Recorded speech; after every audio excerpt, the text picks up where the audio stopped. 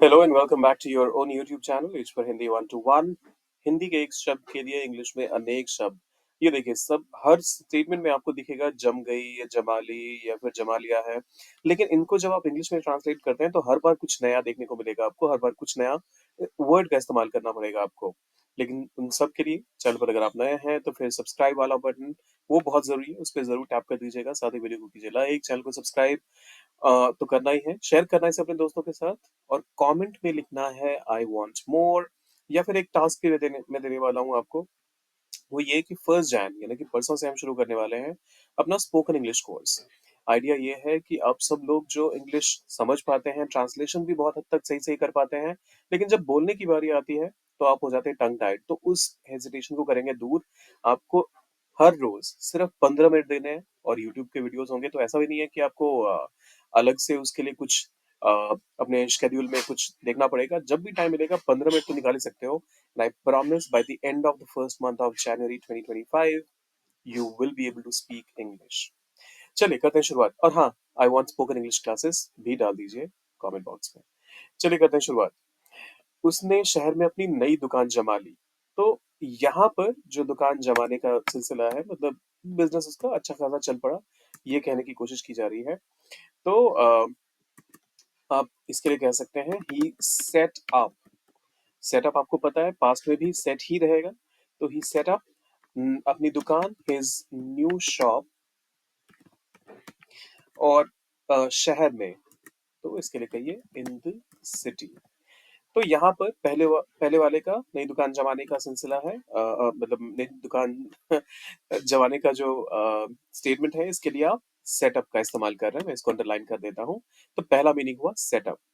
फिर आता है आइसक्रीम रात भर फ्रीजर में जम गई। सो आइसक्रीम, अब ये वाला जो जमना है उसके लिए आप कहेंगे दी आइसक्रीम। अब देखिए, आइसक्रीम एक वर्ड नहीं है। आइसक्रीम अलग अलग वर्ड्स होते हैं, आइस और फिर क्रीम, तो इस वजह से उनको एक साथ मत लिखिएगा। जम गई, फ्रीज का मतलब होता है जमना, लेकिन जब आप इसको पास्ट में लिखते हैं तो फिर आप कहते हैं froze. So the ice cream froze. और कहाँ जम गई? फ्रीजर में, इन द फ्रीजर। और रात भर, तो overnight. So the ice cream froze in the freezer overnight. Ice cream रात भर में फ्रीजर में जम गई। उसने खुद को एक प्रमुख कलाकार के, अच्छा, इस वाले में जो जमने का मतलब हुआ वो हुआ फ्रीज। तो पहले वाले में था सेटअप, दूसरे वाले में हुआ फ्रीज। अब देखते हैं तीसरे स्टेटमेंट में क्या मतलब होता है, इसका क्या मतलब बनता है। उसने खुद को एक प्रमुख कलाकार के रूप में जमा लिया है। तो इसके लिए आप कहेंगे ही हैज, और जमा लिया है मतलब पास्ट का एक्शन जो प्रेजेंट परफेक्ट डाल रहा है, तो हम प्रेजेंट परफेक्ट का इस्तेमाल करेंगे, ही हैज। अब यहां पर जमाने का मतलब होगा established। He has established himself, एक प्रमुख कलाकार के रूप में, एज अ लीडिंग आर्टिस्ट। तो यहाँ पर ये वाला जमाना जो हुआ, इसके लिए आपने established का इस्तेमाल किया।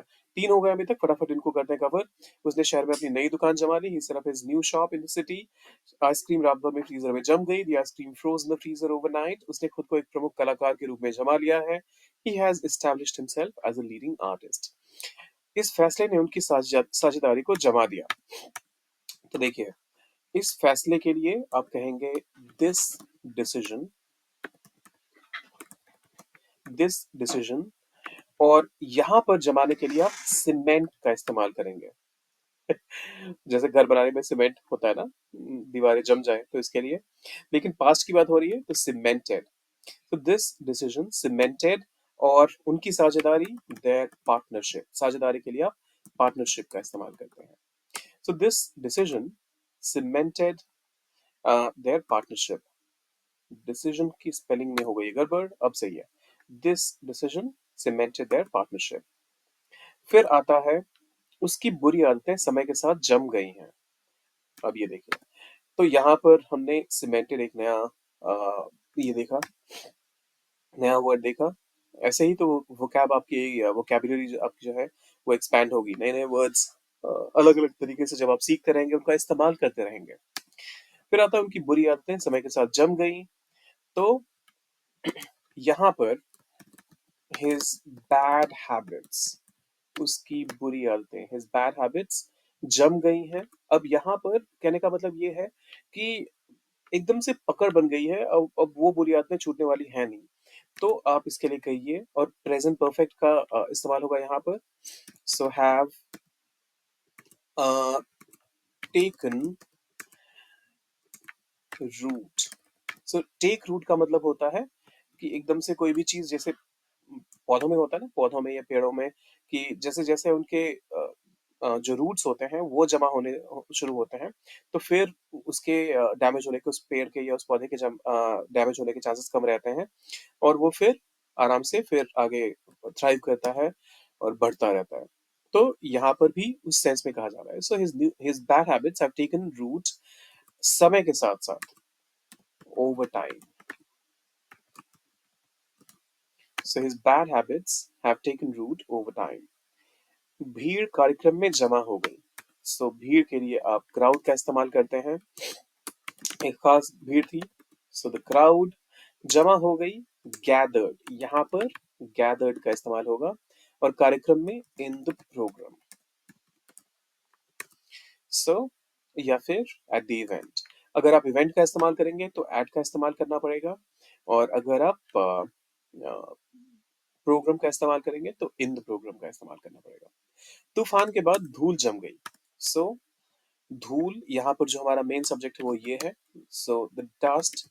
अब जमने के लिए यहाँ पर सेटल का इस्तेमाल करेंगे। सेटल्ड। तूफान के बाद इसको इंग्लिश में क्या कहेंगे, वो डालिए यहाँ पर। ये वाला जो ब्लैंक स्पेस है इसको करिए फिल, तूफान के बाद को डालकर, और वो डालिए कमेंट बॉक्स में।